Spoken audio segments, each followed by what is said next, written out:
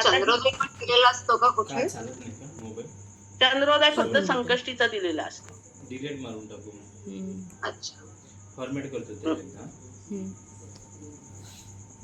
पण महत्वाची माहिती आली त्याच्यात. आता इथे बघा, इथे हे सोपं शेवटच्या आहे, एवढं दिवसाची कठीण रवी नाहीये. राशी कुंडली पण असं त्याच्या म्हटलंय विपरीत आहे पूर्ण तुम्हाला. कालनिर्णयाच्या. याचा अर्थ काय की रवी ज्या राशीमध्ये आहे ती रास इथे प्रथम भावात लिहिलेली आहे. तुम्ही कालनिर्णयापेक्षा भावाचं खूप मॅडम वेगळं मी तुम्हाला आहे शिकवलंय चांगलं की आहे का? प्रथम भाव हा पहिला पूर्व दिशेला जो चौकोन असतो तो पहिला चौकोन त्याला आपण प्रथम भाव म्हणतो. इथे प्रथम भावामध्ये रवी आहे.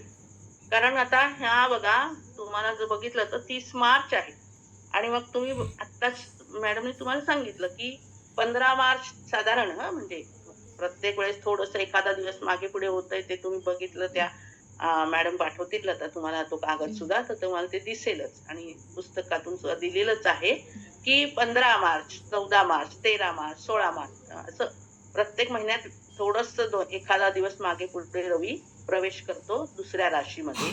तसं इथे ही बघा मीनेमध्ये जेव्हा आपण आता म्हटलं की 14 जानेवारीला मकर राशीमध्ये तो प्रवेश करतो ते आपल्याला सगळ्यांना माहिती आहे कारण मकर संक्रांत आपण करतो म्हणून ते लक्षात राहतं चांगलं. मग 14 जानेवारी ते 14 फेब्रुवारी साधारण महिनाभर आपण धरायचं.